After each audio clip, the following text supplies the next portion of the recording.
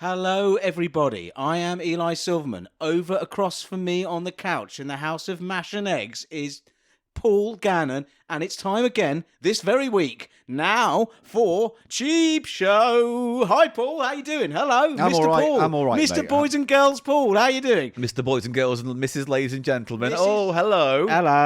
That perked me right up when I say that. It gets like that. Fucking. It's like I'm flaccid, and then I get to say Mr. Boys and Girls and Mrs. Ladies and Gentlemen. And there's a little pulse. There's a little flex. Doesn't it go from flaccid to rock hard within 60 seconds? It's more That's like- what they should have done a porn film They based did a on porn 0 on to that. 60 seconds. Boffed in 60 seconds. No, it should be flaccid to rock hard in 60 seconds. What's the film? 60 seconds of a man going hard. Well, what you do is Here you we go. get a cattle prod, Yeah. and if you stick it right up someone's arse, a guy's arse, Yeah, it's Jaxie. it will prod the prostrate, and you go. "Whoa!" And it just what? That's what a happy ending is, Paul. When No, they it's not. Yes, it is. It's not. I've never had a happy They ending go. like They that. flip you over. Go fuck, and the masseuse goes straight up, flips you over, 2 fingers right on the prostate, Right. and that's a happy ending. Ladies and gentlemen, this is usually a podcast about the economy. It's not really. It's mostly a podcast about the economy. economic things. Like no, it's No, not. it's not. It is about fucking up the arse. Isn't it? No, if you Ah. went to a masseuse Yeah. and then you get a lovely massage, scented oils. Let me explain to you, ladies and gentlemen, that it's Cheap Show is a podcast. First of all, that is a fact. Secondly, its topic is scatological in nature, but fundamentally it's about the things we find in charity shops, bargain bins, Poundlands, jumble sales, such and the like. He or she might say to you after the massage bit is over, would you like a happy ending? And you think, oh, this is where they josh me off. Yeah. But they don't. They flip you over. If you say yes, Yeah. please. How much is it, tenner? Right. Flip you Well, if over. I said 30, would I get a better No, experience? you'd get it 3 times. Well, all right, then I'm paying 30 quid. No, you wouldn't want it 3 times. Oh, do. Because what they do is they flip you over, straight in, fucking knuckle deep, tickle the prostate. You go, you have, even if you're not erect yet, it just all goes. Oh, just all chunders out. That's horrible. I guess that's Cheap Show. Hello. I hate you and your fucking noodle posse.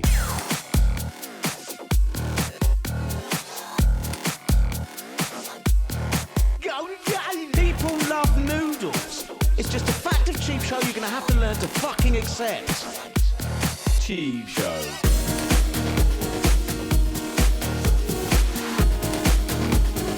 Off-brand brand off, off-brand brand off.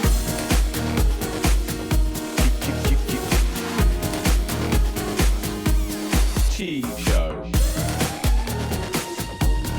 It's the price of shite. Paul Gannon. Eli Silverman. Welcome to Cheap Show. And I go and I nuzzle. Let's try this again. Hello, ladies and gentlemen. Welcome to Cheap Show. It's nice in here. We're a podcast about all lovely things that we find in charity shops and such and whatnot. It's that kind of show. All the things, the rummage sales, the bargain basements. I'd never heard of rummage sales before, but I like the phrase. Now we have. I'm holding wood. It's a block of wood from last week's episode, everybody. This is my...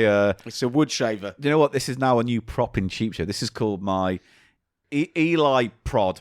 What do you do with it? Every time you get on me tits, I'm just going to go, no. Oh, it's Give got you a little whack. It's got some girth. Yeah, it's got some gift. I'm got going to some whack weight. you with my wood when you displease me this week. I didn't say anything. I know, but it's your fucking temperament. This is violence. This is violence and abuse at and this. assault. Look at this, it dangles. He's now pretending that the piece of wood people is his knob The wood people.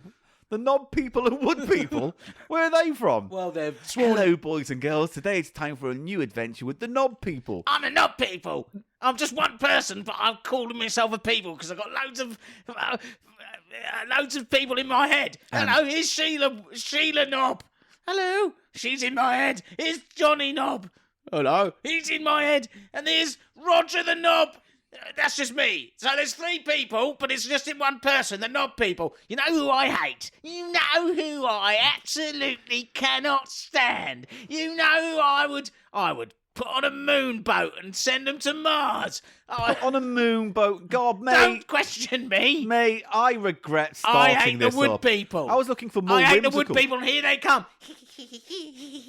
We are the wood people. We live in trees. I regret this considerably. We I are thought I was the going to do wood something people. whimsical, something quite nice as it Oh, stands. we could do whimsy. We're the No, wood you people. don't do whimsy, because the minute I say, could. oh, hello, here's Mr. Badger, you flip it over, stick 2 fingers up its arse and give it a happy ending. Give a badger a happy end. No. Last time I went to a Why massage, we and always she said, do you want a happy ending? You know what? I said, yeah. And you know what happened? We got married and had 3 kids and lived in a big house. It was great. Ha ha ha ha ha ha. Well, it's a bit more thought out than just you invading an orifice with your... Evading? With I don't evade orifices. I You- go right through them, You mate. go, you I invade... home in. I home in on the orifice. Boop, I evade boop. I've your... got the orifice radar. Boop, boop. evade the your arsehole invasion. bleeps in green, Paul. Blip, blip. Arsehole incoming. Blip, blip. Here comes. I'll stop this podcast. You won't stop I'll it. stop it right now. You won't stop it. Rummage sales. Ow! He's hit me with his wood. Stop. That's exactly abuse. what this is for. All that shit you just did. I should have brought this stick in sooner. Shall I send the knob people and the wood people away? You don't even have to. We could just not do anything else right now on that topic. They're going to recur throughout this whole No, episode. they're not. Yeah. I am the wood people. Ah. I'm the knob people. And I'm the wood people. Congratulations, Mr. Silverman. You've spoiled my plans yet again. My discipline stick is now impotent. It's a flaccid, impotent stick. Does it chunder? No, it's a stick of wood I was going to hit you with across the You episode. already have hit me with it. Yeah, and I should have hit you more. Or flipped you over, and stuck it right up your cavity. Happy ending. Right, on this week's episode of Cheap Show. Oh, I've lost the will, No, mate. you don't. Just because I've stopped you from going off on one of your arse tangents. I'm just... You used to play along. You know what it is, mate? What? A comment recently upset me on YouTube. Oh, saying- that one that you reposted? The one that said, this show used to be about stuff and now it's just cum, vomit, spunk. And my instant reaction to that comment was, you have not listened to this podcast. Because as far back as I can remember, Eli was putting something in his mouth and going, what a cummy, sticky goo load. Something like that. Do you think we mentioned spunk explicitly on the first ever episode of Cheap Show? I can even tell you, remember when we did the live shows at the beginning? And it's like, I don't fuck tramps. Like, Yeah. I fuck tramps. I josh him up. It all goes back 5 years, ladies and gentlemen. Well- And those who have followed my so-called career will know that's all I've ever done, ever, in my comedy. And I'm Well- proud of it. I don't mind. There was that one gag. No, I'm cutting this out. 'Cause I'm not- Sorry, I just got a message. the context of that was Oh, it's the wood people. It's not the wood people. They're very unhappy. With what? I'm going to beat you with my discipline stick. They're unhappy that you are using a piece of wood because they need to give their permission. What, is this like their granddad or something? They I'm are using? spirits of the wood, Paul, and they imbue every wooden Yeah, item. well, look, what am I doing with their relatives then right now? You're rubbing the gusset of your jeans with Yeah, it. I'm rubbing its granddad's head on me gooch.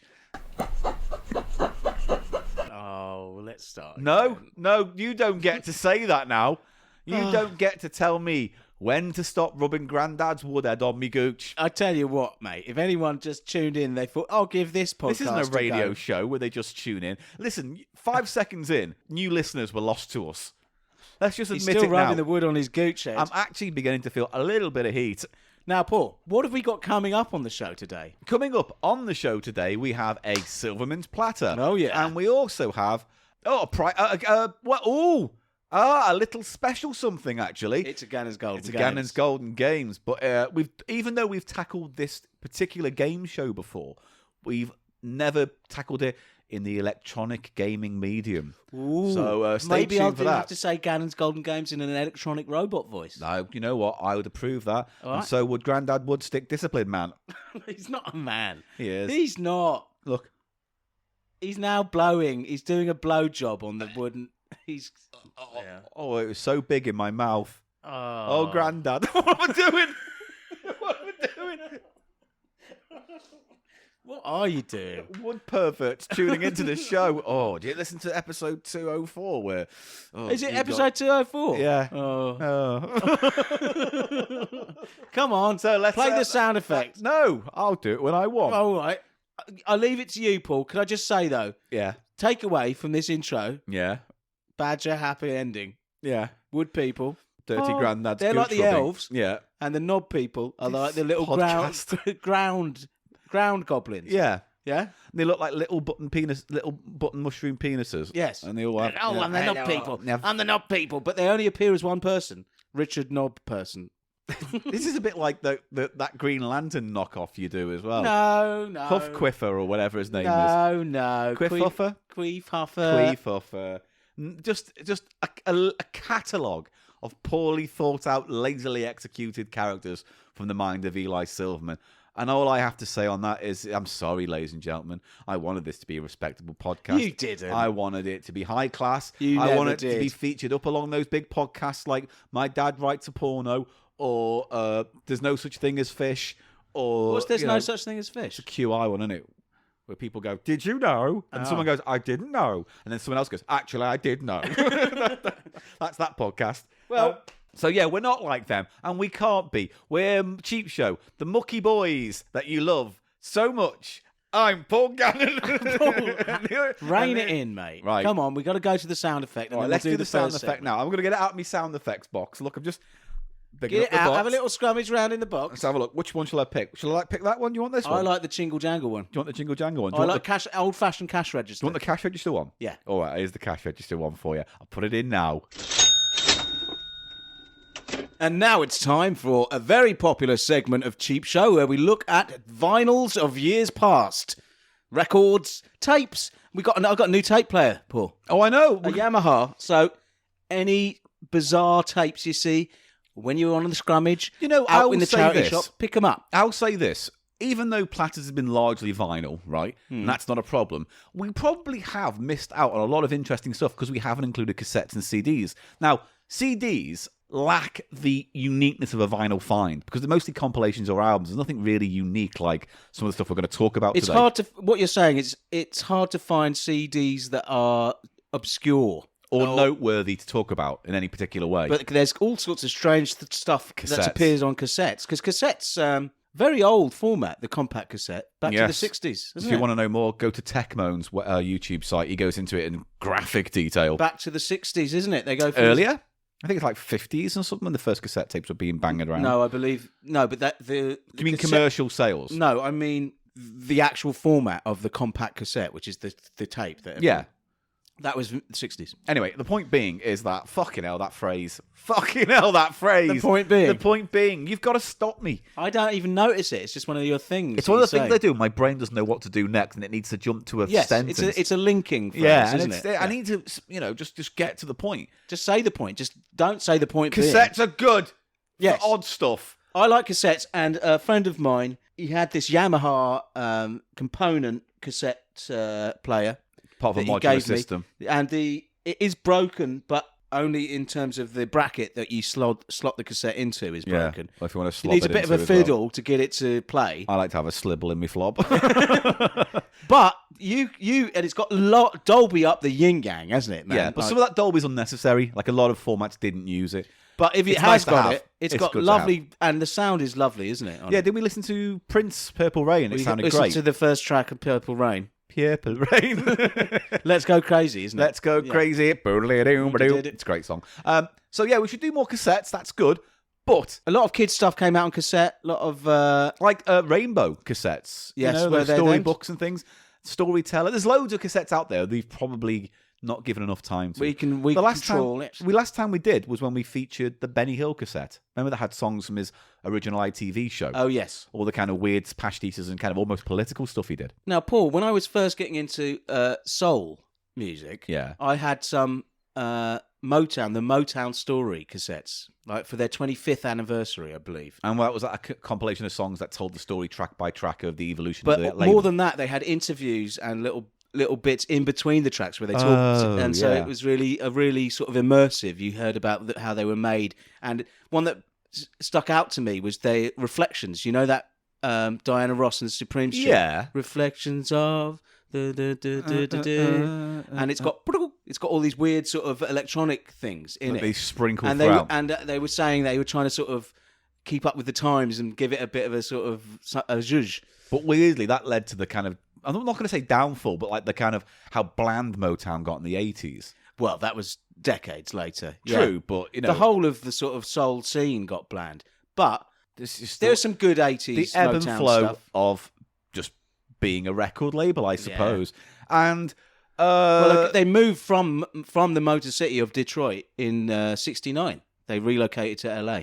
Oh, And I that did not know changed, that. yes, then that that would have changed changed. a lot as well. The philosophy of place does change based on It where it is in did. the country. It did. Ah, well, there Yeah. you go. So, yeah, there's loads of cassettes. And also, things like, for instance, when the BBC released cassette compilations for things like Comic Relief, they brought out special tapes you could buy. Yes. There's one that was like smashing nicey doing links to all the Comic Relief songs. So it was like a proper little radio play. Yes. They aren't going to be That on only vinyl. exists on the cassette, And don't yeah. exist on CD. And also, Radio 1. This is just one example that springs to mind, but it was unique because of it. When Independence Day came out, they brought out a radio play in the style of War of the Worlds. And what the idea was, it starts with Radio 1, and the presenter, and then we're getting news as It's a fake news story, yeah. Yeah, and then it becomes this adventure where it's like you see Independence Day from the UK's perspective in London through news reports. It was and like interviews. a sort of promotional. Well, no, it was there obviously to sell the movie, but fundamentally it was just an extra thing to buy.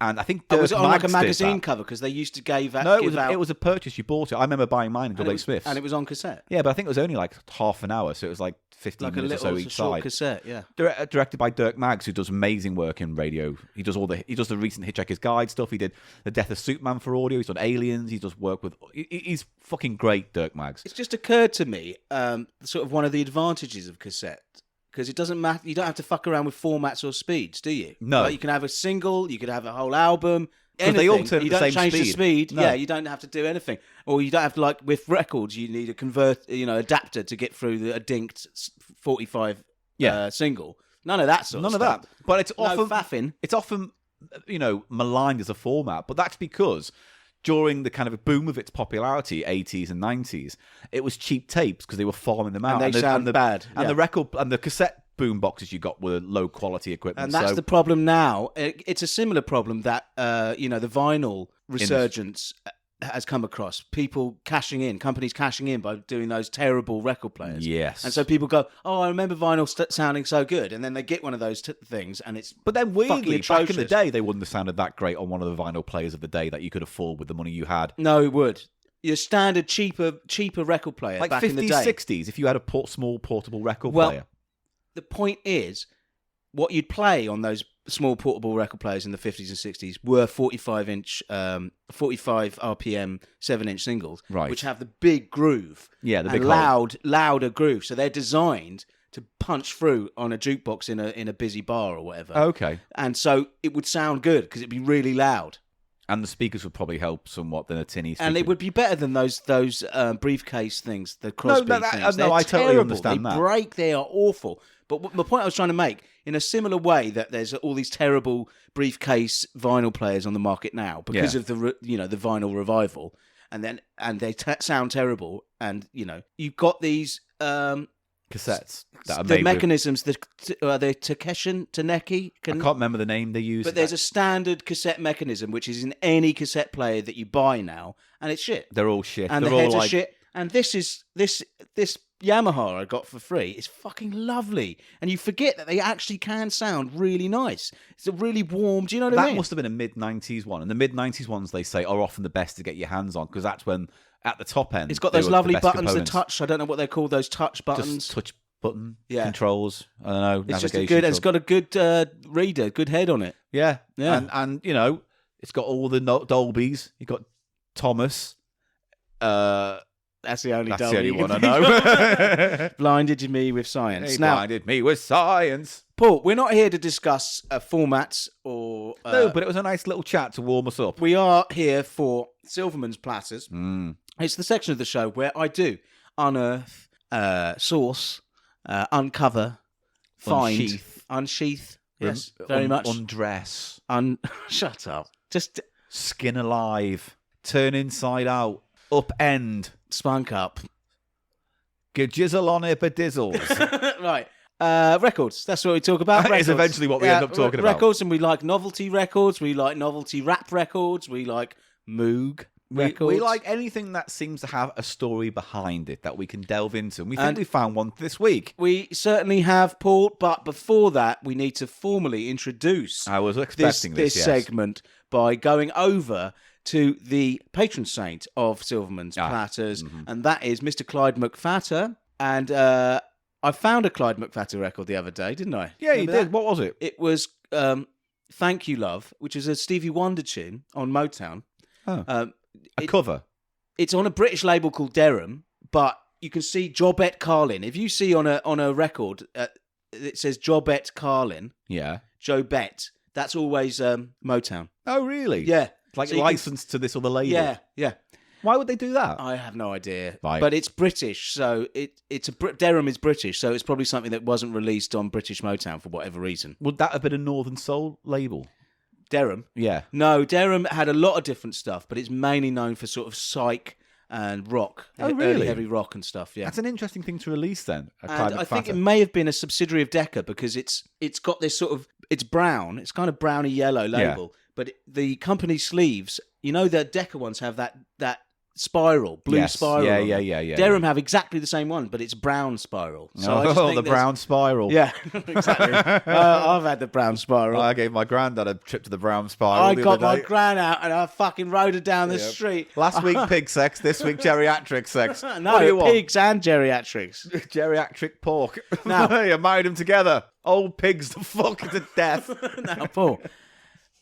Sorry, that was another digression but it's called Thank You Love, and it's produced by, musically arranged by a guy called Johnny Harris, who Right. did Footsteps on the Moon. We should cover him one time. oh, He's right. one of these guys, like one of these sort of Brit music guys, a bit like Tony Hatch, Yeah, and what's the other guy? The Telstar guy. Joe Meek. Yeah.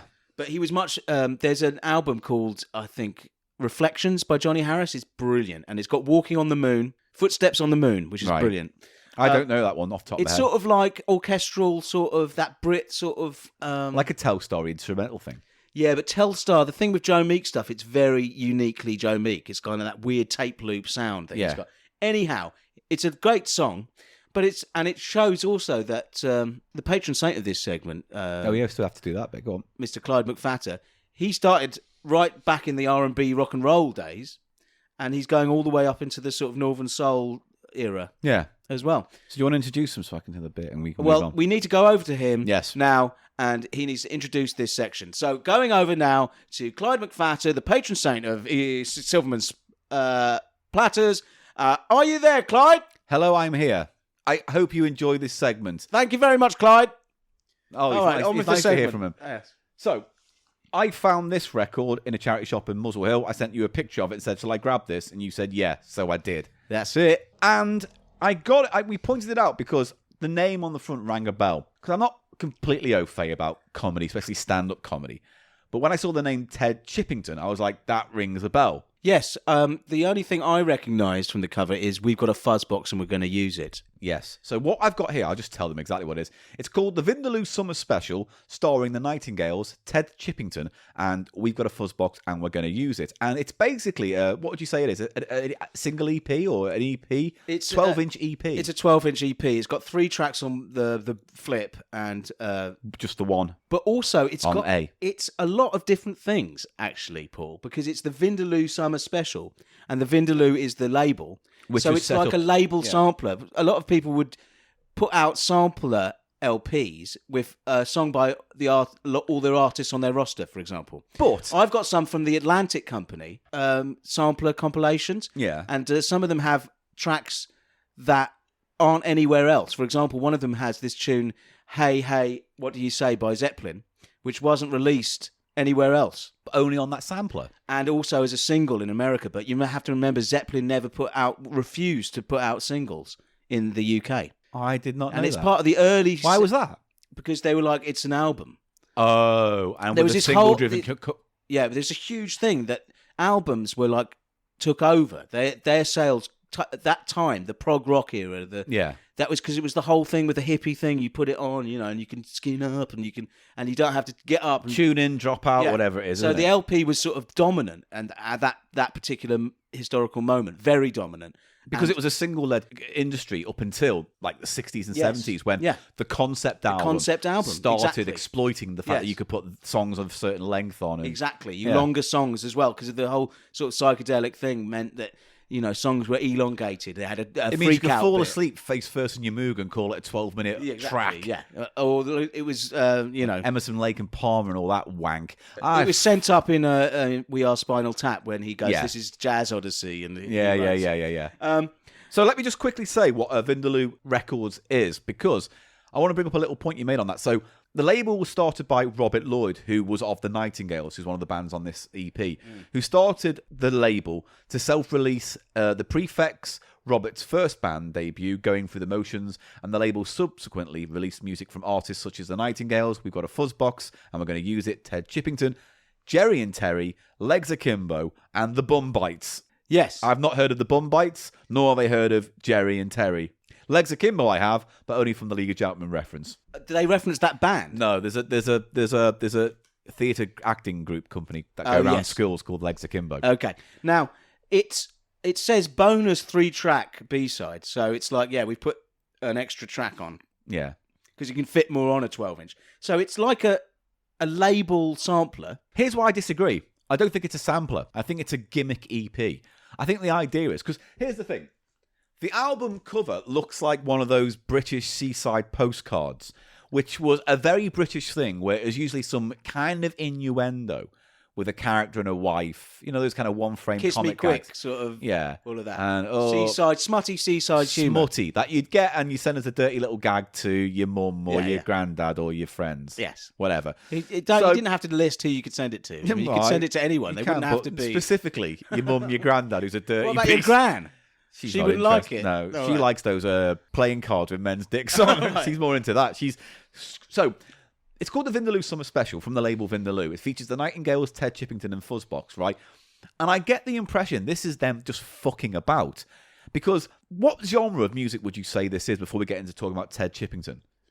Would you say it's psychobilly, did you say? Or That's what it's closest to. And psychobilly is sort of rock and roll mixed with punk. Yes. Isn't it? Yeah. And also, another characteristic of psychobilly, because the Cramps are one of the bigs, and the Misfits, they're both psychobilly groups, I believe. Yeah. They take sort of punk energy, but they use the music's more like primitive rockabilly, which is rockabilly's a precursor to classic rock and roll. Yeah. And was, again, sort of hillbilly. It comes from rock Right. and hillbilly. And then that kind of developed in the UK in skiffle and that kind of folksy take on it all. Yes, but psychobilly was sort of a rockabilly revival in the punk era, basically. Right. And but another thing about rockabilly is they were very fond of schlocky sci-fi and horror imagery and tropes. Well, that's what I'm saying. It's like, I think this is that example. It's like, rather than the horror imagery, they're taking the piss out of the seaside. British, like for instance, the Beano Summer Special that came out once a year, the annual, or the Looking Summer Special. But you say that, Paul, but look at the depiction on the cover of Ted Chippington. Who is he depicted as? Well, he looks a bit like Frankenstein's monster, but he just looks hungover and ill. Yeah, but it is meant to be. So they are sort of referencing the horror sci-fi aspect there as well, aren't they? I guess, because like you look in the sea and there's an eyeball on a thing like there a you submarine. go. Yeah, I hadn't noticed that. It's an interesting image because you got this drawing in the style of those postcards where it's like the Fuzzbox, they're having a laugh, there's a naughty schoolboy, there's someone spilling ice creams, and then there's a guy on the beach with a booze. Oh, there'll be a picture of this on the website. Yes. So the whole thing to me... Just to sum up, Paul, I think the genre is novelty psychobilly. Yes, it has to be novelty because of the involvement of Ted Chippington. Who is a stand-up comic. Who is a stand-up comic. And it's interesting. So I didn't know too much about Ted Chippington other than his reputation, how certain comedians like Mark Lamar, Phil Jupitus, Stuart Lee kind of are... They worship him. They love him. They liked him because of his style. He has a sort of a diffidence. It's what we would call anti-comedy. In that it's kind of going He's sort out of ashamed of the jokes, and they're bad. It's funny in the way that how it goes out of its way to purposely not be funny. Yes. And the joke is that incongruity between the effort put involved in downplaying your quite well-written gag. Yes. Or hiding it. They're groaners, aren't they? But they're sort of... It's like groaners, but it's... I don't know. Who is the most sort of anti-comedy, the biggest anti-comedy comic of all time? I don't know. Maybe Stuart Lee? No, because Stuart Lee formulates jokes and gags. I would say, someone like... Well, we can talk about him a bit later, but someone like Neil Hamburger is probably the best example of someone who does anti-comedy. Right. Although Eric Andre also does a lot of it. Basically anyone on fucking Adult Swim deals in anti-comedy to some extent. Like Heidecker and... Tim and Eric. Tim and Eric is that sense of the comedy is on cinema that people both know, we both love. Yes. Tim Heidecker has said on record that he hates the term anti-comedy because he thinks it kind of goes against all the effort they put into doing this. Yeah, and I agree. It's just that but phrase... for want of a better term, it's for want of a better term, because I think it says like they create a humorous void where the gag should be. Yes. But that in itself is the gag. It's the failure. It's very Failure. close to what we do on this podcast, isn't it, Paul? It's similar to Built like, to fail. Do you see what I mean? It's failing, but in an amusing way. It's shambolic. Yeah. It works on how shabby or unprofessional it is. Yes. And there's a sense of that to this. So Ted Chippington, real name Francis Smith, born 1962 in Stoke-on-Trent, and is a British... half of my family from Stoke-on-Trent. Is that in the northeast as well, Stoke? It's just south of the Wirral, just next to Wales to the side. Yeah. And is it Stoke? Well, is Stoke-on-Trent a different place from Stoke? You know what? That's a good question. I can't answer. Because there's things like that, isn't there? I think Stoke and Stoke-on-Trent are neighbours. I think it's something like that. Okay. I don't know. His jokes are all variations of the same theme and delivered in that kind of accent. That Bad puns. You know, can you voice like that, really? It's a bit. It's not as strong as that. No, it's not as strong as that. Well, you're going to play a bit for them because there is a bit on the it B just side, says isn't it? he frequently performs his own versions of well-known songs in a similarly listless style, Right. and his act has left audiences bemused or hostile, with heckling a frequent occurrence during his performances. So, you could also maybe argue that, who's that guy, Papier-Mâché Head? Come on, brain, what's his name? I know you do, you really do. What the fuck's that? Frank Sidebottom. It's like, there's a bit of that to it. Definitely. There's that kind Well, there was a kind of movement at the time. It's sort of, I'd call it sort of late period alternative. Yes, Do you see what I mean? It's not like the first wave of alternative. It's like a later... And they open the door for the acceptance of other acts like that to get a bit of anti-comedy acts. Yeah. So let's just listen to the first track. Now, we'll listen to a little bit. It's called Rocking with Rita, Beach Party Mix. And this is the Nightingales with Ted Chippington. And we've got a fuzz box and we're going to use it. And it sounds like this.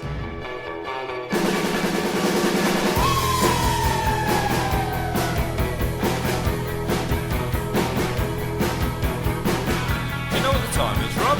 Time for a spot of rocking, I reckon, Ted. Okay, well, I think I'll get me rocking shoes on. Ooh, smart pair. Oh, careful you don't tread on them. I'll try my best, mate. Okay, here we go now. Rocking with Rita, head to toe. Rocking with Vera, head to toe. Rocking with Donna, head to toe. Rocking with Rita, you sure can't beat her, oh no. Oh no. Rocking with Elvis. Rocking with Charlie Feathers. Rocking with Jerry Lee. You sure can't beat rocking with Jerry Lee, you know. Oh no. And from your head to your toe. So yeah, that is obviously a pastiche of that. Of rock and roll. Well, But it's he also got- references a lot of... he references Paul Daniels in that, doesn't he? Yeah, and Jerry Lee Lewis. Yeah. And it does a little piano flourish a la Lewis. I've got some complaints. Go on. The production is all over the place. The drums are too bright. Wait, I'm going to say this, which is the point. I think side A has got much better production than side B, and I think that shows. But you're right with this track; it's a bit bright on the drums. It's a bit bright on the drums, and my main problem is you can't... We've got a fuzzbox woman. She's too low. You can't hear what she's saying. She's not loud enough for when she's singing part of it, and it's like much lower level. I think my problem, not problem, but I think what the point I'm trying to make is that I think that's intentional. Because when you look at the act, so basically, like, for instance, you look at the movement of comedy that was coming out, that was the alternative to your Bernard Mannings and your Jim Davidsons and all that kind of shit, Yes. right? So you have, the comic strip come through, 20th Century Coyote, Young Ones comes out, and that blasts onto TV, and everyone's in that sense of the anarchic. We can do what we like. We can do what we want. And this is what this EP sounds like. It's like, oh, this is just us fucking about. And this is our sound. But like I said to you earlier, Paul, I think because we are a fuzzbox, they were like a legitimate They pop group. eventually became, and I say legitimate, but like in the late 80s, they changed their sound and sounded much more like Bananarama than they did originally. And then they had the hit with Pink Sunshine and Calling International Rescue, which was a song they released about Thunderbirds. They're like legit pop songs, though. They're more on the side of pop than novelty, is what I'm saying. Yes. Or comedy records. Yes. And so this sort of it's a comedy record, but it also has sort of like real music aspirations almost. Do you see what I mean? Well, that's why it's Sort of interesting. in between. Doesn't really know whether it wants to be serious music or novelty. There's a touch of like tongue in cheek to this, where it's like, here's a rockabilly sound that we're doing, and it's a list song in the same way, like it's almost like an Ian Dury and the Blockheads kind of thing. Yes. It's got a little bit of that to it, you know. And also the influence of the kind of the punk poetry, Definitely. where Mark Lamar and Phil Jupiter's That's came definitely from. there, yeah. That's all in there. So it feels like this is just like, we'll do what we want and we're having a laugh and this is our sound and whatever, fuck you. We don't want it to sound as good as the latest Queen album. We don't want it to sound as good as that. A DIY punky sort of and also punk was all about the tiny labels as well, wasn't it? The tiny little home labels, which Vindaloo Records obviously is as Obviously is, because I think the so band... it's a real artifact of its era, isn't it? Really redolent of its era. I admire it more than I actually like this music. But when we get to the B-side, that's where I think they've just gone, let's have a bit of fucking of fun, really. Yeah. Because you got 3 tracks on the second side. And then you get a bit of his act as well, don't you? Get a bit of some gags. So you get Let's Surf, which is, you know, a kind of Beach Boysy, spoofy, rockabilly thing. And it's not certainly not as memorable. That's the weakest track. As Rockin' with Rita. Then you've got Oh, I Do Like to Be Beside the Seaside, which is a bit of Ted Chippington's stand-up, basically, with a seaside. I tell you what, let's play a little bit of that right now. Walking down the road yesterday, an old mate of mine comes up to me. He said, "Long time no see, Ted." I said, "I know, mate, but I'll be off to the coast tomorrow for a good day out on the coach, you know." This bloke came up to me earlier on, just when I'd got off the coach, and said to me, "Tell me how far the pier is away from here, mate." I said, 1 mile. He said, 1 mile? I said, 1 mile, roughly speaking, you know. Not too sure, only just got into town, I said to him. This bloke come up to me after that, he said, "Have they got your time on you, mate?" I said, "I'm on my own, can't you see?" Here's a saucy bit of seaside humour for you then. Went to the chip shop earlier on. Said to the bloke, after I got my chips, I said, "Have you got any sauce, mate?" He said, "What, HP?" I said, "No, you're all right, I'll pay cash." Chatting to this old sea dog earlier on. Couldn't understand me though.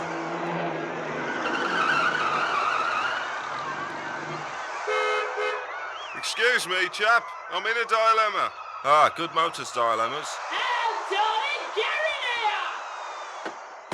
So yeah, do you see how that is very similar, but without the violence and the aggression of that Neil Hamburger take on it? Yes. Where it's like, it's a almost reasonably normally structured gag. But the point is how terrible they are. Yeah. It's undersold to the point where that's the joke. He's very undersold. And that definitely I kind of like that, did influence Stuart Lee's whole style, didn't it? Because he has that. He undersells stuff. He's got a sort of apologetic, but almost. Stuart Lee works on the verbose more. You know, he's very much I'm going to tell you a small fact with 1,000 words. And that's where his comedy is. It's the unnecessary level of detail and prose. Yeah.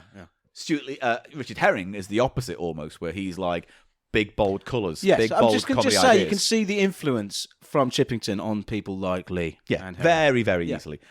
And then you've got Fuzzy Faves, which is let's do a little bit of everything. Where you've got Fuzzboxers doing, itsy bitsy teeny. Yeah, so that's the aspect where this was like a stable of artists that were on this label, and they all got together to do this. But the whole concept seems like a parody. Yes, but what's it a parody of specifically? I think it's a parody of the idea of British summer. Yeah, the seaside. Yeah, the seaside, the music, and they've done a the appropriation of American iconography. Yes, but then it has that psychobilly sort of aspect to it as well, which is interesting. They've got a little pun with the B side and they've got the A side on the back. They call the B side. Yeah, I don't quite get that. And then the B side on the back they list as the C side. Yeah, so there's no A side.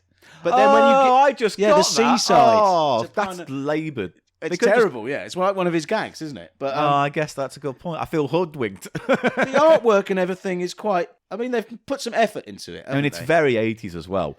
It manages to be kind of retro 50s, 60s seaside British postcard, and also extremely 80s. 80s in that kind of smash hits looking magazine way. Like you look at the photographs on the back of them all doing Photoshop, and it's all like, do you want a more pastel purple background to stand against with your garish colour Those clashing? photos look extremely sort of. What was that magazine you just mentioned? Looking or anything like that, you know.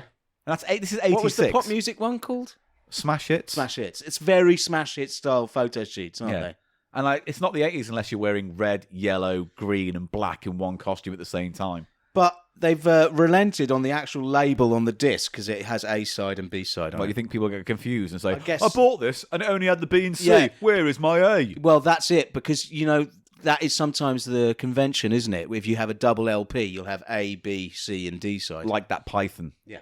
Yeah, like that Python. I wasn't matching time Well, if you had handkerchief. 2 discs, you'd have... Do you see what I mean? No, but I'm Yeah. talking about 3-sided discs. Like No, the you're talking Python. about something else now, yeah. Which we've talked about before in the past. And also the Tecmo, which we have to bring up again, did a thing about A racing record. The racing record. Which had multiple grooves 8 spiraling grooves. in. 8 horses, 8 grooves. 8 tracks. So depending on where you put the needle down, depends on a different outcome of that track, which, is simple and ingenious. Yeah, it's very good. Yeah. So, I don't know. I'm not a huge fan of that type of music and that type of comedy, certainly from that era.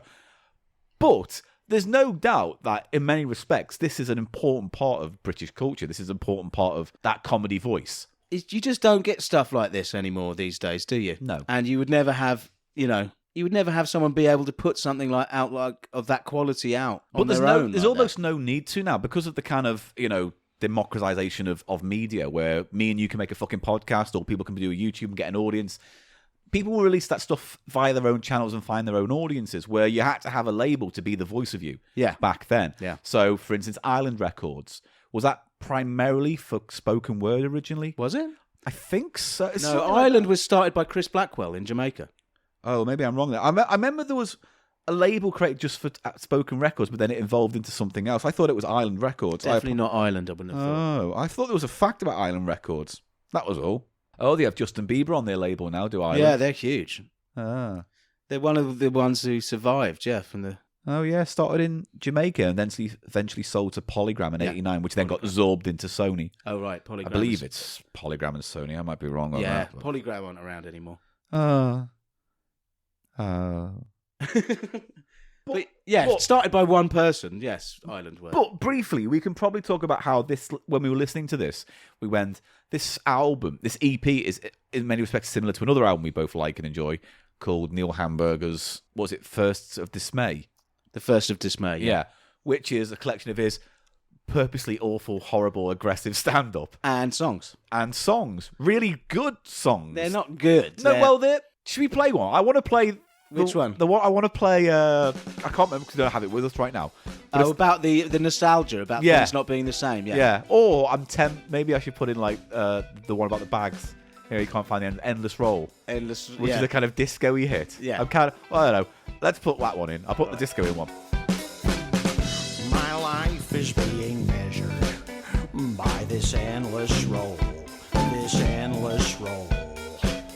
My life is being measured by this endless roll, this endless roll. This roll of terrible bags, 200 terrible bags. These bags infuriate me to no end, to no end. Endless roll, endless roll, endless roll, endless roll.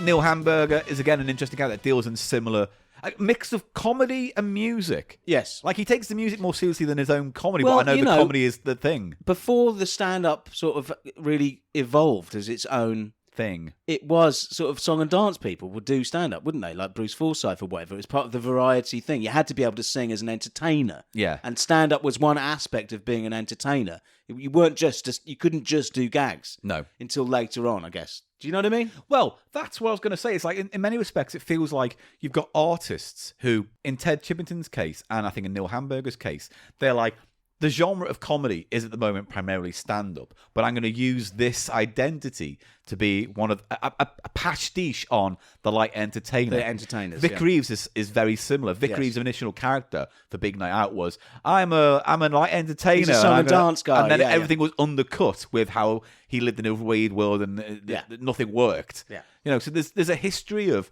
the subversive light entertainer where Absolutely, you've got on one hand you've got like, you know, Bruce Forsyth. On the other hand, you've got someone at the other end of the scale like Like, I mean, maybe even Barry Humphries could fall into that. Yeah. You know what I mean? He was alternative, yeah. He was, yeah. But if you think about it, all of those comics, those light entertainment people, they used to do songs. Tarbuck used to do songs. Well, that's what... Didn't Monkhouse used to do songs? Oh, yeah, as they well? all did. Because that was had to do a song. They didn't had it? to have a catalogue of material. And so, but it's funny when you look at it, because you look at like Rick Mayall and the Young Ones and how they attacked that directly in Filthy Rich and Cat Flap. The idea of... Because at that point, the spotlight was on alternative comedy to be like, you're breaking the system, aren't you? You're smashing it down. But actually, I think there's a lot of fondness in that show. And you look back and later, and like all the alternative comics all say, oh no, we loved Monkhouse. And we got that, and we loved Morecambe and Wise. They didn't really want to pull it down, but at the same time, you're a new comedy voice. You have to fight against something. But it's very similar to punk in that way, that it's characterised as being iconoclastic and, you know, we hate the Stones, but they all love the Rolling Stones, those punk people. Do you know what I mean? I Like, certainly wanted the lifestyle. Yeah. You know, that's kind of what it comes down to. Yeah, but they didn't, you know, they said, oh, we're tearing everything down and building a new thing and all of those are dinosaurs. But in fact, they liked a lot of it. Yeah, Do you they know what I loved mean? a lot of it. And so that's why it's not easily cut. And that's why I like acts like Ted Chippington and Vic Reeves and Tim Heidecker and Neil Hamburger, where they're going, there's more to us than this, but we're going to do it our way. And our way just happens to be a deconstruction of everything we love. But you're going to think it's an attack on that stuff. Yes. Like Tim Heidecker's recently done a stand-up show. Which we haven't seen yet. Which we haven't seen yet, but I'm looking forward to it because the reviews have all said it takes the tropes of popular stand-up. Yes. And lampoons them. And lampoons them and exaggerates them. Yeah. And I like that because I'm fucking sick and tired of modern stand-up. Yeah. I don't like the form. I think it's stale at the moment. It is very stale. And I would rather see more Ted Chippingtons. The problem is with stand-up, because it was a huge boom, wasn't there, earlier this century in this country. In the 90s, yeah, when like Newman Baddiel became but a rock and roll comedy it act. reached its sort of saturation point early 2000s, didn't it? Yeah. And it just got so tropey and... You know, and it's just audiences. It just breaks people because they've got some interesting material or whatever, good material. Yeah. But people just want the dick jokes. I mean, it's a cliche, but they do, and they want, you know. And on that note, ladies and gentlemen, I've got a big fat wobbly cock and I'm rubbing a big wooden gooch on me knobbage. Oh, biggity ding bong bing bong bong bing bing ding ding. It's the noise. It's a froggy noise. We've spoken for half an hour straight without a single spoff gag. All right. And when you mentioned they just want the dick gags, I was like, the audience want it. So, ladies and gentlemen, Mr. Boys and Girls, here is today's knob gag by Eli Silverman. I am Mr. Splodge, and I walk down the street. I get my knob out, and then I splodge on your car seat. I have got a head, and I've got one downstairs below. And when I splodge up your mum, you'll know I've said, go slow. Author! Splodge! What a piece of anti-comedy genius. Right. I thought it was going to be funny, and actually it wasn't.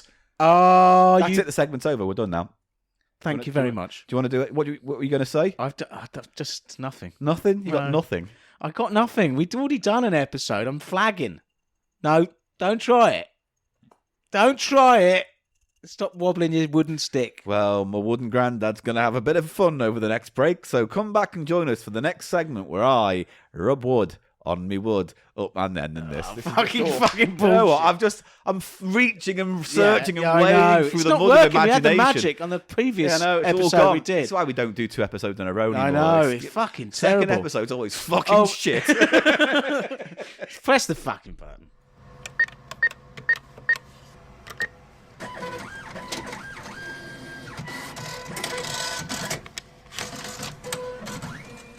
Oh, here comes a trundler.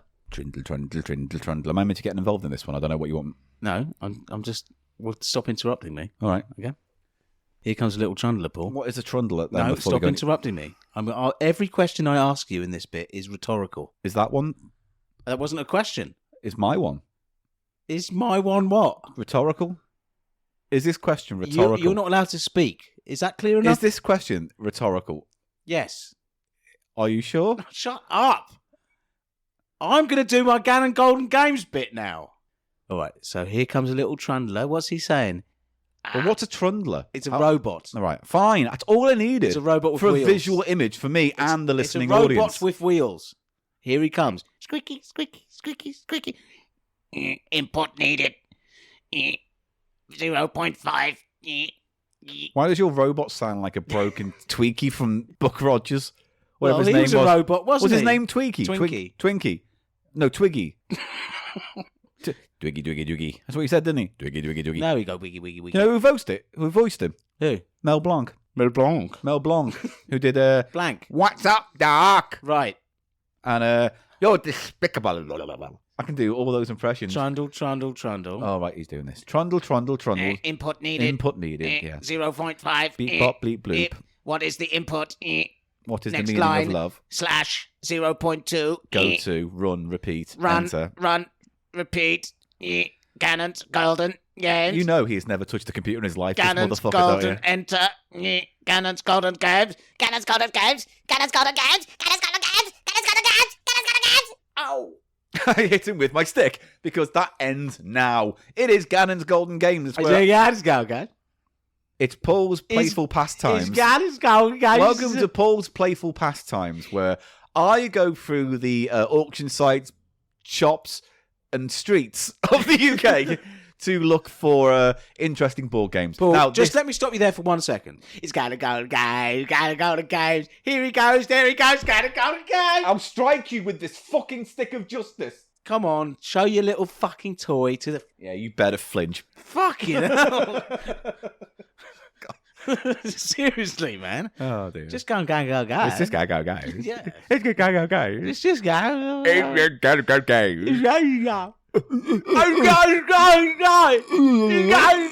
Go. He's playing along now. He's go. Right, this is just nonsense. This is what the person on YouTube complained about. Right. So, please stop. No. All right, I've stopped. See, it is Joyless. Violence is effective. Just so you know, it is effective. You've got a very special games today, Yes, Paul. so- because this is something you desired in your heart of I have hearts. coveted this for a while. So, we have done on the show before The Price is Right. We did that board game from the 70s starring Leslie Crowther edition of the board game. What, did it have a picture of Crowther on it? Yeah, on the front cover. And it was, I thought, awful as a board game. Poor. Because it doesn't give you any kind of cognitive reason to guess a price, because it's all random based on a spin of a dial and a... You know what I mean? So The prices are randomly selected and they have bear no relation to the real world objects which they represent. no, not at all. So there's almost no point in playing it because it's just chance. It's the joy of the Price of Right. It's thinking from your real world experience Yeah. what things cost. Do you see what I mean? Yeah. What things That's- generally cost. That's the thrust of the That's show. the thrust of it. Guess the price. It's and like when hopefully you it's ask right. politicians these days, they always love asking them how much a pint of milk costs to catch them out. And they go, I believe my butler says it's I drink the 47 milk pence. of my mother still. She I- desiccates it into a jar and I get it squirty by my man. He's squirty. I have dick titty. Right, so I got this on eBay. Now, I'm just going to go out ahead and be honest. This wasn't cheap. It wasn't wasn't cheap. expensive, you know what I mean? But it wasn't £5 in a charity shop. This cost me $15 on eBay, and unfortunately, most of the price went on the packaging to send it, which was another $20. I think you should explain to the listeners what it is. It is a plastic toy, an electronic toy made by Irwin Toys from Canada, and it is a The Price is Right electronic game show system. And it's this little plastic thing that looks like almost like a till, like a cash register, yeah. I love it. It's got a wheel on the side. The big wheel on the side that you spin. Oh, that's the wheel, yeah. Yeah. And then you got Plinko on the back, which is, that kind of And drop the discs game thing. Unfortunately, it didn't come with the discs that are needed. Which is why I got this as cheap as I did, because the complete set was like $60, $70. That's a lot more, yeah. And I don't want it that much. But then I saw this, and I was very lucky enough to win the auction on this for like $15. And you could find some little plastic pucks that would fit in there. That's still a little I'm aiming to. I've just had a thought. What, perhaps the head of a drawing pin. That'd be too small, I think. But I know what you're thinking. I think that'd be just Disc. too You need small. a disc shape. It would need to be about the size of a small fingernail. Oh, okay. I think, you know what I mean? Right. Because it has to be big enough to not just randomly fall straight down. If it's too small, it might just... Yes, it needs to fit between, and also it's quite difficult.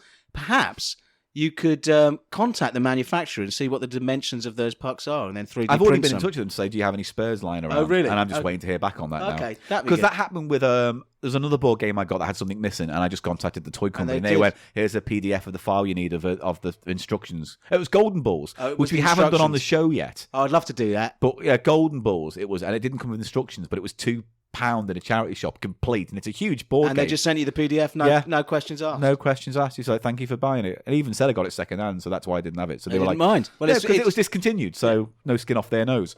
So this little plastic toy, not that big. It's about the size of a 7-inch single. Yeah, isn't it? and it's got a little keyboard on, a little LCD screen where you can type your answers in, but also little animations happen because it's just big enough Nice for little quality animations. screen. It's not just like it's like a dot matrix, proper dot matrix. I think that it still counts as LCD dot matrix. It's like Yes, but it's not one of those ones where you just have the words scrolling past. No, it it's can do not. pictures and it can do little things. more lines of dialogue and more images. There'll be pictures, as I say, on the website. So let me just turn this on because this is the best thing. It's got music and sound effects as well. Where's the speaker? I like that sound. I like the music for the I price love the of music. right. It's that nicey kind of Cheesy. 70s cheesy kind of thing, So, do I want the sound turned off? Press enter for yes. Press cancel for no. Cancel. So I want the You sound do want the effects. sound on, yeah. It's only quiet. It's not the loudest thing in the world, but it's there. How many players? 2, 3, or 4? Let's do that in a minute. So, how this works is electronic game. It's all built in there, but there are cards that are related to each round and game. So, for instance, this card has 4 items on. So when I punch the card code, You put the card in the slot at the top. no, do you? only for show. It's just there to It doesn't show. read the card. I No, don't think. you type in the code, and then it knows that those 4 items on the card are what you're playing within the game. I see. So, And how many cards are there? well, there's only a few because the first round is contestants row, which is the familiar round where here's an item. Oh, what's there's a your card guess? for each round. Is Yeah. there? Okay. This has 10 games from the TV show that translate to this. When you play it, you play 4 rounds, and then Big Wheel, and then the Showcase Showdown. So 6 rounds in all, Okay, but we're going to choose the one that doesn't have Plinko on it, basically. basically. But we can choose those ourselves. When you win the contestants row, you get to pick the card game see. you want to play. All right? I'm not allowed to pick Plinko. It's just we can't play it. It's a shame, but we can't play that one because we don't have the discs. Yeah. Or anything suitable to slip in to replace it. But, there's still another 9 games there. When was this Like- manufactured, Paul? 2008, this. So it's pretty high tech, really. It's for its time. Were there electronic versions of The Price of Right before this? Yes. That were less high tech. There was a plug-in TV game thing. Oh, There wow. was a Tiger made a load of, obviously, as you can imagine. Yeah. And the Tiger game doesn't translate because, it's an LCD Tiger This is electronics actually game. quite a nice build. There's, It's lovely. It's quite a nice thing. It's adorable as well. It looks cute. It used this colour scheme, the orange, the yellow, the blues. nicely designed with the Plinko on the back. I love it. And the wheel on the side. Yeah. And it gives you a really, because me and my girlfriend were playing this last night for ages, it gives you a really good, what's the word I'm looking for? A Experience. facsimile of the TV Being experience. a contestant. Yeah. Yeah. All it's lacking really is a bit more props and toys, but fuck it, it's all on the LCD screen. All right. I'm So- raring so- to give it a go. I've picked out the contestants row card for this game, and so I'm going to put it there on the top, just for now, because you need to look at the items so you can have a visual idea of how much you think Now, they how might are we be. going to be? We're going to be playing against each other. Yes, Today. you can play up to 4 people on this. We just need 2 right now. Program that in. I'm going to program, but basically once Gannon's I press gonna 2, count. we're starting. So are you good to go? Are you I'm ready? ready. Because this is a lot of fun. Now I'll say this before we get going. When me and my girlfriend played this, we were shocked by how we undervalued a lot of stuff. Here's a clock, £400, £7,000. Okay. So I don't know where It's they the source top the end. prices. Yeah. Canada. Well, yeah, but I Is don't it know in where they dollars? source. Yeah, it's in dollars, but it's No, an because American the Canadian game. dollar is It's small. it's just made in Canada. It doesn't mean it's the value is Canadian money. Well, is it or isn't it? No, it's not. It's in dollars. In American US dollars. dollars. Because I imagine all they're doing is maybe they're going through the show and going, that's how much that was cut price, so they're going to attach that price to this item. Okay. And also things, there's been inflation since 2008, hasn't there? So Yeah, so it's hard to judge, but once you go, oh, I see what this game's doing, then you start to maybe do more accurate So you're guessing. telling me as a hint, go higher than you would think. when possible. Okay. Because obviously there's rounds where it's like, how much is this price of milk? And that's whatever. Yeah. But like a clock, £500, I don't know, and it's like $700 or $8. All right. It's weird. You got it too low a lot of the times is what you're saying. So let's get going. Okay. Let's type. I'm going to type 2 players in. Let's play The Price is Right. Hey. There's a little text that comes up. Da, da, da, da.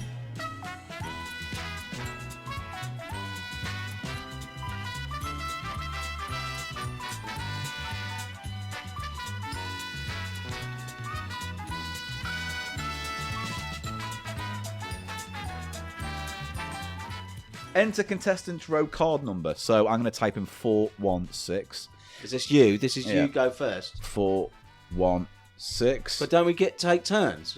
Yeah, we do. Oh. So that's so you know the dot is enter and the star is cancel. Okay. So if you're typing stuff in, you make a mistake, you just press Cancel. So 416 enter. Here is the item that you're bidding for. You are bidding on item 1, Howard Miller clock, wall clock. So you can have a look at the picture there. It's that one there, the green clock. What do you think of it? Do you think it looks classy? I think you just described the clock as being exactly the price of it. No, I didn't, because I don't know the price. I don't know the price of it until we guess, and it tells us the answer. And sometimes when you guess an answer wrong in this game, it doesn't tell you the price at all. So, how much do you think what we're bidding on for item 1, Howard Miller clock, wall clock? $700. I don't know anything about Howard Miller, though. Am I going first here? Yeah. 700. Right, I'll type in 700. 700, yeah? I'm going to go lower. I'm going to say that's about 250. Okay. Right, here we go. Enter. Player 1, your bid is £700. My bid was 200. It was 2,020 quid. Whoa! That's a fucking wall clock. It's a good one. Good name. So who won then? You. I was closer. Right, okay, in that case, you get to pick a card. Hey. So do you want to There play we go. grocery game, high-low? Do you want to play... They're all random, these cards. They're not really set out. Do you want to play magic number? Do you want to Grocery. play... Do you want... Hang on, there's a few more. They have clock game. Grocery. They have pick a pair. Grocery game. Cliffhanger. Grocery game. You want the grocery game? All right, okay, cool. So here's how the grocery game works. There are 5 items, right? Yeah. And then I think... Well, the game will tell you. I'll let you read it out. Okay, can I So get to press some buttons now? Yeah. So I'll let you do this. 276 you type in. Remember, the dot And is then your enter, yeah? Yeah. Okay, 276. Enter is the dot. Yeah. Hey! Cash register, so you have to read it. You are playing for Maida Offani. Fireplace window screen worth... That's the problem. The backlight goes on and off, which is really annoying. How can I get it to play again? It scrolls, so it should do it again. But basically, your prize is that one in the top corner there. Ooh! So that picture, whatever that is. That's like a screen. Yeah. Nice. So now you have to wait for the rules to scroll around, so it should tell you what you need to do in this game. Okay, waiting. All right. Should we play a different game? No. What's it say? It's going round again now. I'll fucking read it, because you're fucking useless. Stop eating. You're having an iron brew pasta. Right, so it's going to list 5 items, right? You've got to make a grocery list with these items that is between $20 and $21 by purchasing a combination of these items to win. Item 1, Clorox bathroom cleaner. Item 2, Jelly Belly beans. Item 3, Westbury natural salad beans. Salad Item beans? 4, Nestle drumstick. Number 5, Little What? Debbie nutty bars. What? They're there on that card. So you have to now tell me what item you want and how many of them you want. And you've got to make a shopping list of those items that goes up to 20 or no more than $21. So, for instance, how much do you think two toilet cleaners will cost? Oh, is that toilet cleaner? Yeah. I think 2 would be about $8. All right, so what is number 2 again? 2 is Jelly Bellies. All right, so you want to get some Jelly Bellies, yeah? Yeah, I think they're about $3.50. $5 for the Jelly Bellies. All right, so how many quantities of them do you want to get? 1. So I'm going to put... What number is it for Jelly Belly 2? 2. So I put number 2 in, and then I put quantity of 1. And that tells you... I tell you how much it costs. Enter. Those cost you $6.99. Right. Now, you can't use Jelly Belly again. You've got those 4 items left. You need to pick up another item or 2 to make it up to $20. Oh, okay. So that was $6.99 for those jelly beans. I said it was about 5, didn't I? Yeah, you're right. Not So that bad. You've got the drumstick still. You've got the salad beans. You've got the nutty bars. Salad beans. I know. Maybe it just means liver beans or liver beans or something like that. Liver beans? I don't know. Shut up. Yeah, is that what? Just come on. Is that what something that like a grandma? This is already long enough. Is that like a lady will feed her kids liver on the slide by saying they're beans? Yes. Wasn't worth it. Come on. So, not next. Well, I think the spray. So, the spray, what number item is that? 1. 1. And what quantities of it? I'd go for 2. So, I'm going to put 1 of So a what quantity was of it? 2. Enter. Now you've got $12.97 you've spent altogether. Okay. So that was like another $7 on top of what you bought Alright. for. So you've got another $8, no more than $8 to make 8 or 9. with the 3 items you got left. So what else have you got? I have to use all items. No, you don't have to use all items, but once you've used one, you can't use it again. I want 3 cans of the salad beans, please. What number of salad beans? 3. 3 with a quantity of what? 3. 3. I'm entering it, you sure? Now you're at $15. They were a lot cheaper than I thought. Yeah, so you've got... Can I stick? What? I have to hit the You've target. got to carry on now until you either crap out or you don't make the target with 5 items. All right, I'm 15 and I've got another 5. I So- think Go on. What else do you want to put in? 2 packs of the drumsticks, please. So what number is drumsticks?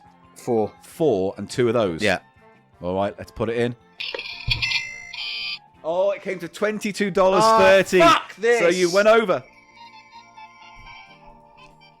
Da, da, da, da. Right, here's the next item on the row. It is a refrigerator. It's a nice big standing refrigerator. Oh, is that you're going to play this now? Well, I think I get to go first this time, so I'm playing for a Who's refrigerator. ahead? Oh, player 1. Well, no one yet, because you won that first game, but you lost the game overall. It will go through to whoever wins the contestants row. Okay. So it's all going to come down to that, really. All right. So, item 1, refrigerator. Eli, you're player 1. What do you think that big standing refrigerator costs? It's a nice big one. Silver chrome finish. Refrigerator. Pretty lady standing next to it. The 2,000. 2,000 on the nose. Yeah. I'm going to say much higher. I'm going to say 6,000 for that. 6,000 goes in. Enter. All bids are over the retail price, so we've overvalued it. Right, so what do you want to do again? You get to have another guess. So you said 2,000. It was over. Well, mine was over.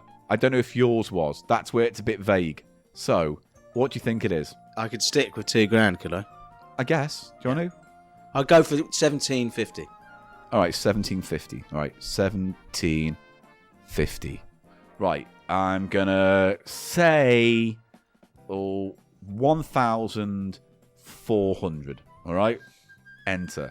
All bids are over the retail price. All right, I think... It's cheap, this fridge, I'm isn't it? about to say, because in the fucking wall clock was $5,000 or fucking whatever. Right, okay, so what do you think? Do you want to have another guess? Lower than 1,400, put it that way. I'd say, let's say 800. 800. Enter. And then I'm going to put 450 in. Really? It's not going to be that cheap. Well, we'll find out. Player 1 bid 800. Player 2 450. £1,099. Player 1 wins again, so you get to go for the next round. Come on. So, what game do you want to play next, Mr. Silverman? What's a fun one? What's magic number? Magic number is you've got 2 items, and Yeah. all you've got to do is guess a price that's in between those 2 items, except it doesn't tell you what the price is. So if it's a fridge and a TV, you go, well, that's 1,000, that's 2,000, so I'm going to say the answer is 1,300. Nah. All right, okay, so you got high-low. High-low. High-low. High-low. High-low. All right, high-low. Enter. I'll tell you what, I'll just read this out to you, all right? And then Okay. you can play, and then when we swap, if I get a game, you can do the same. Yeah. Here we go. Da-da-da-da. High-low. You are playing for a Honda motor scooter worth $2,000. That's nice. Nice scooter, that. Pick the 3 highest prices from that card to win. Item 1 is Chips Ahoy chocolate chip cookies. Oh. Item 2 is V8 vegetable juice. Do you like that? No. Ultra Downy fabric softeners, number 3. Number 4, Pringles potato chips. Number 5, Little Debbie honey buns. I've never heard of that. Never. And number 6, La Choy soy sauce. La So you've got to pick La Choice. La Choy soy sauce. La Choy. La Choy soy sauce. I like it. So you've got to pick 3 items from that list that you think are the most expensive items. So, chocolate chips, soy sauce. Soy sauce is not expensive. Pringles, not expensive. Vegetable juice. And I know conditioner, fabric conditioner, that's more Okay. expensive than food of the same weight. So when you pick definitely. the 3, tell me the numbers and I'll dial them in. I'll go for number 3, Which is what? the fabric softener or whatever, the Right. detergent. Yeah. What are the honey buns? They're just kind of sweets of some kind or confection. I think she's like the Mr. Kipling of America. It's that kind of thing. I think the Pringles are going to be more. All right. I'll also go for number 2, the V8 vegetable juice, please. Number 2. So 3, 2, and one more number. I'm going to go for the Pringles. I think they're a bit more expensive. What number is that? 4. 4. So 3, 2, 4. Yeah? Yep. Okay. Here are the answers then. I'm putting them in. Enter. Item 1. The Chips Ahoy chocolate chip cookies. 55 cents. Cheap. V8 vegetable juice. $2.99. Come on, that's one good of the- start. that's one of the Item top 3. Fabric softener. $6.99. That's the most expensive. That's good. Ooh. Pringles crisps. 79 cents. Oh, no. Item 5, Little Debbie honey buns. Oh, no. $1.99. And item number 6, La Choy soy sauce. $1.68. Fuck. So you selected 3, 2, and 4. Sorry, better luck next time. Back to contestants row for our third item. I think Pringles are cheaper in the States. Luggage. You are bidding on item 3, American Tourister luggage set. There's the picture of them.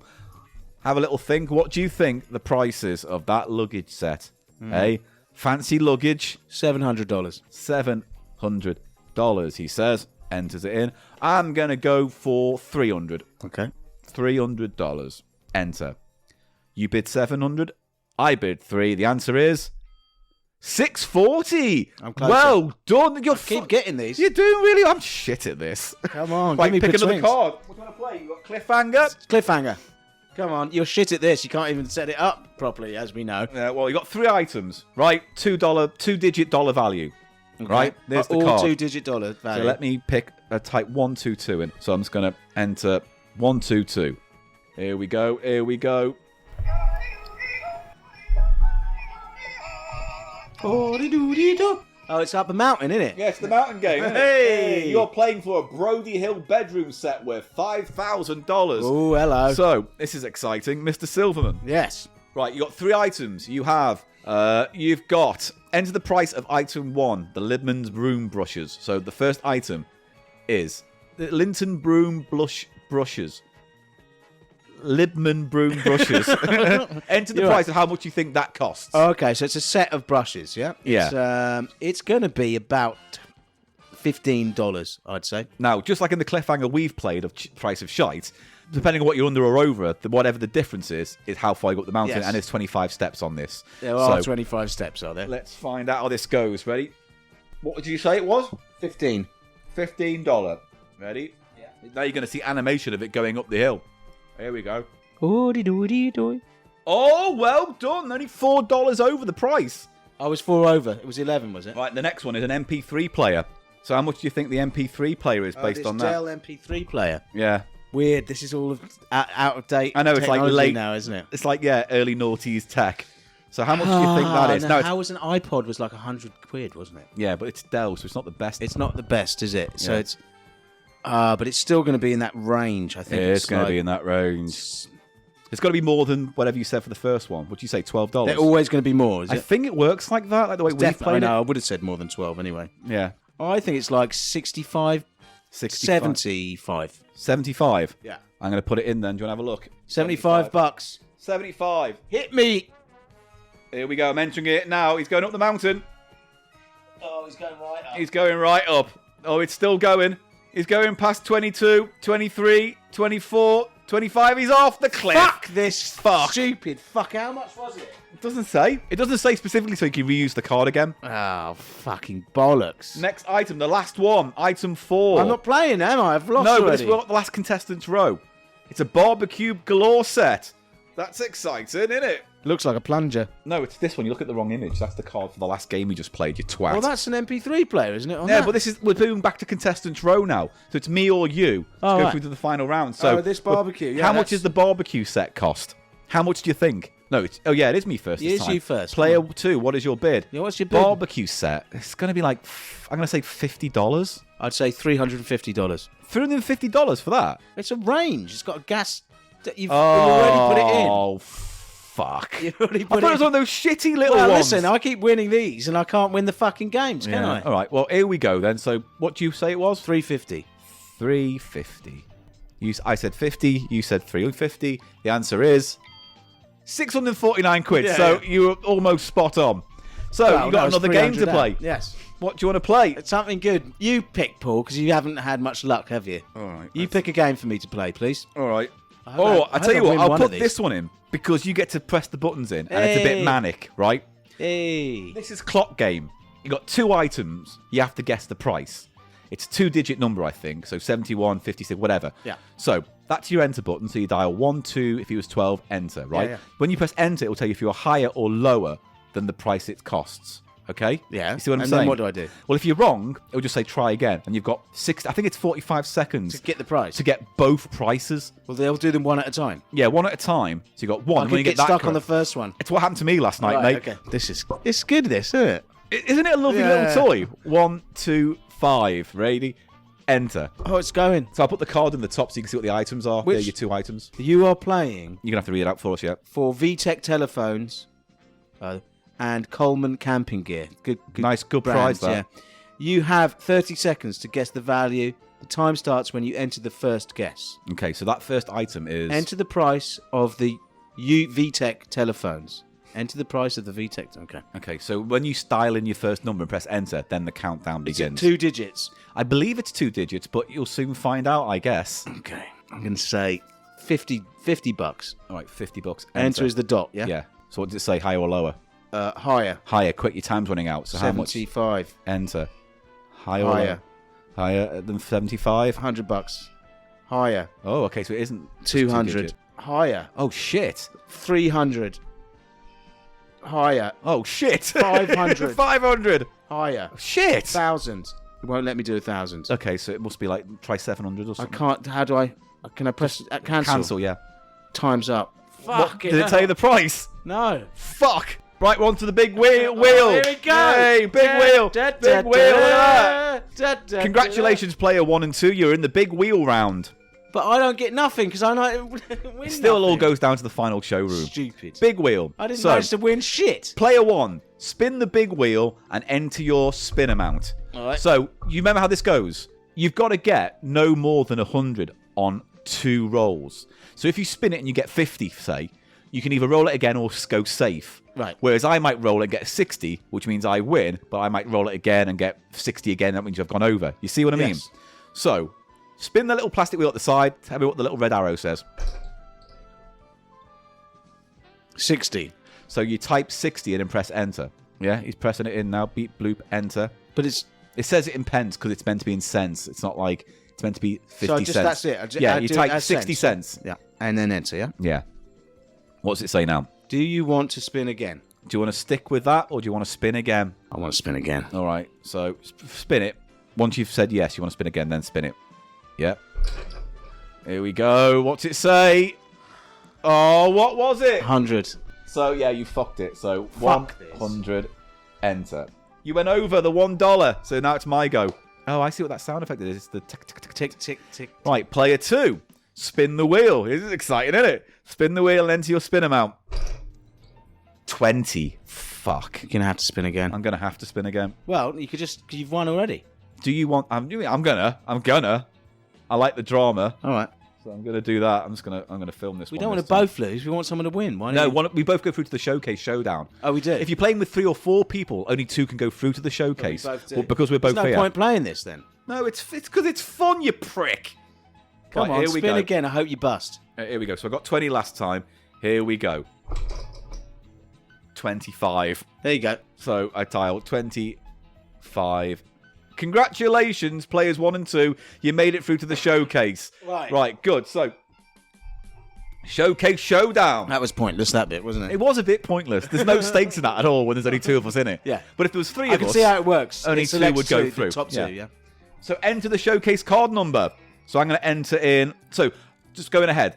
I enter in the 1 number, but it's for both sides. So I'm going to play for the first round, and then you'll play for the second, or whoever ends up being first. So player 1, you'll do these 4, and I'll do these 4 items. You know how the showcase showdown works, right? No, you get 4 items. 4 items, images on the card, Yep. and you got to go how much all those 4 items all added together All cost. added together. Yeah. All So right. if it's a car and a holiday and a thing and a what's yeah. it, how much is all of that together? The total price of all All right. 4 items. So I'm going to dial in 522. 522. Enter. Showcase 522 for player 1. Press any key to continue. I'll let you just do this one. Player 1. So, What is your bid for the following showcase? Read it out for us, please. Item 1, Seattle trip. From where? Just Item 2, Pathfinder luggage set. Nice. Is that different? Item 3, Rawley's Island rope hammock. Nice. Item 4, Mercury Sable car. Mercury Sable car. So there you go. You got a car, a holiday, some luggage, and a hammock. So how much does all that cost altogether? Right, I think the luggage is about 600. A car is like 10 grand? Is it more? It's more like 20 grand, isn't it? I don't know. Car is 20 grand. And this is 2008 prices we're talking about. I think a car's 20 grand. So, and a trip to Seattle, 2,000. Trip for 2 to Seattle, we'll say 2 grand for that. All right. So what are we at? We're at 22,500. And a hammock, probably 200, because Hammocks are shit. it's yeah. Well, it might be a bit more costly because I don't know. It's confusing. It's not going to be more than 200 fucking Alright. quid, is it? 200. Basically, what happens is which one of us out of this showcase gets closest to the actual price wins. So I'm saying 22,700. Or then type it in. 2,700. Right. Player 2, there you go. Play two, and I do the Press any 4 key. on the back. I do these 4. I want to hear your reasonings as well, Paul. No, that's fine. Right, here we go. Any Give me key to your lovely continue. reasons. Player 2, what is your bid for the following items? Item 1 is a Brazil trip for 2. Item 2 is O.W. Lee Baker's rack. I don't know what that is. Item 3, little guy sleeping trailer. Fucking 4, Northgate and Stillware glassware. Look at that little man. Look at that little man What's his sleeper. thing? I've never heard of that. It's a little man sleeper. What the Fuck is that? It's like a trailer. It's a trailer thing. I don't know what that None is. of us are drivers, so No, it's, so what is it for though? Is it just? it's like a U-Haul. It's like one of those. But you sleep in it. Yeah, it's like a caravan. And then what? The other thing's a fucking rack for your kitchen and some plates. It's a back.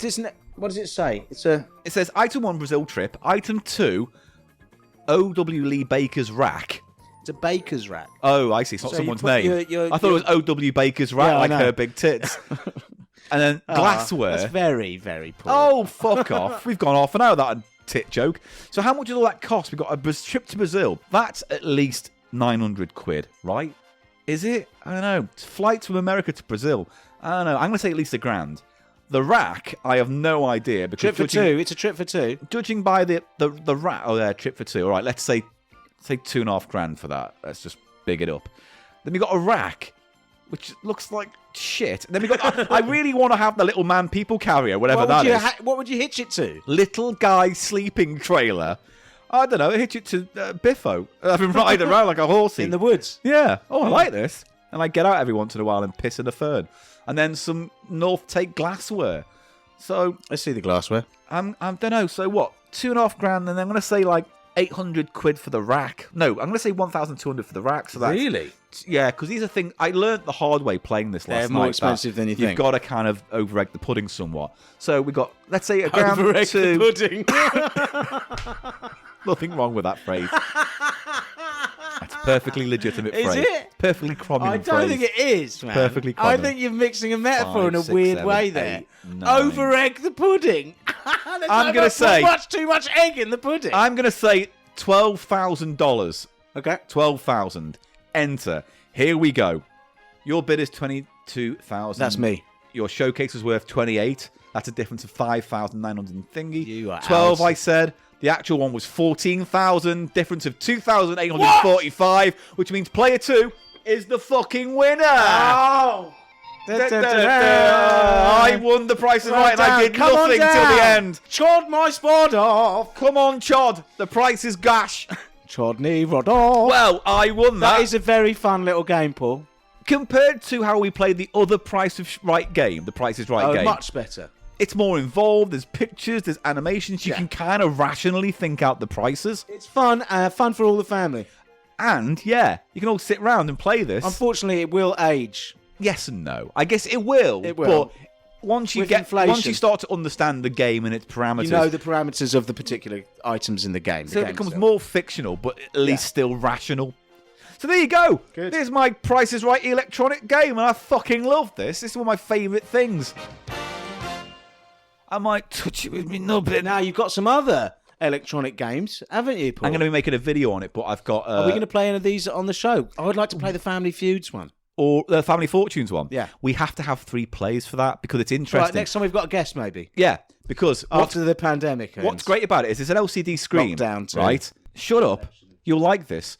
LCD screen, right, for 2 teams to play, but one can be the host, and the host gets a remote control screen that has the answers and everything on, so they know. Oh, I want to be the host. So you know what I mean? So you can press it. So if I say, top 100 people say, what's their favourite Disney film? And I went Snow White. If Snow White's on your list, you go, all right, yeah. But if it's not, you go, and you can pass and play.